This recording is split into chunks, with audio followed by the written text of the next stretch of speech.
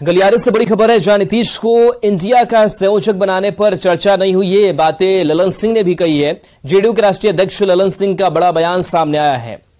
India के संयोजक का नाम फाइनल अब तक नहीं हुआ है। नीतीश को संयोजक बनाने की कोई चर्चा फिलहाल नहीं है। ललन सिंह ने बातें कही है। संयोजक को लेकर के अभी कुछ भी तय नहीं है। मुंबई की बैठक में नाम तय किया जाएगा।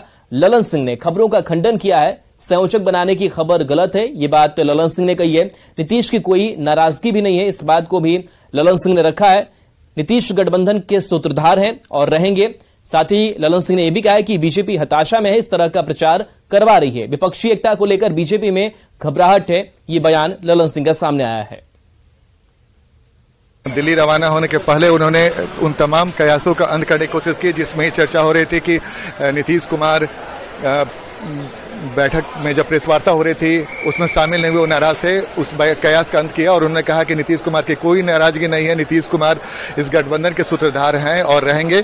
साथ ही संयोजक को लेकर भी उन्होंने अभी कुछ भी नहीं कहा कि अगली बैठक होगी, उसमें बहुत कुछ तय होगा।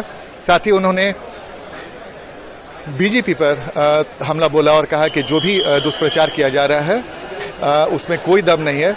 तो जाहिर सी बात है, ललन सिंह पिछले कल देर शाम से लेकर अभी तक हो रही चर्चा को अंत करने की कोशिश की। आनंद अमृतराज, न्यूज 18 नेटवर्क, पटना।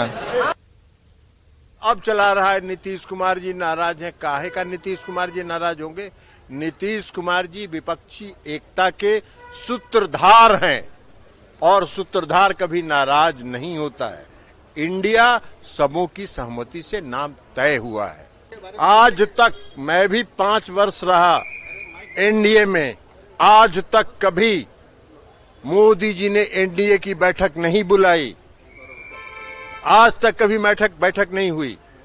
हम भी 5 साल पार्लियामेंट में रहे एनडीए में। भ्रष्टाचारी पीएम तो खुद अपनी बात को याद कर लें।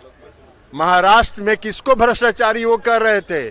अमेरिका से जब लौट के आए थे तो महाराष्ट्र के बारे में जो उन्होंने चर्चा की थी, किसको भ्रष्टाचारी कहे थे, वो सारे आज किनके पास हैं? इसका भी तो जवाब आदरणीय प्रधानमंत्री जी दें। अभी ये सब कोई बात नहीं है। अब अगली बैठक जब मुंबई में होगी तब आगे की चर्चा होगी। जेपी नड्डा को रिपोर्ट सौंपी गई है। बीजेपी नेताओं पर लाठीचार्ज के मामले में रिपोर्ट जेपी नड्डा को सौंप दी गई है। बताया जा रहा है कि जेपी नड्डा को लाठीचार्ज की रिपोर्ट सौंप दी गई है। बीजेपी की कमेटी ने उन्हें रिपोर्ट सौंपी है। पटना में बीजेपी कार्यकर्ताओं और नेताओं पर लाठीचार्ज किया गया था। कार्यकर्ता और नेताओं को पीटा गया था। कार्यकर्ता और नेता की पिटाई हुई थी और इसी मामले को लेकर के बीजेपी ने कमेटी का गठन किया था। झारखंड के पूर्व सीएम रघुवर दास की अध्यक्षता में कमेटी बनाई गई थी। कमेटी गठन होने के बाद रघुवर दास ने बिहार आकर नेताओं से बातचीत भी की थी। घायल नेताओं और कार्यकर्ताओं से भी बातचीत की थी और अब रिपोर्ट जेपी नड्डा को सौंप दिया गया है।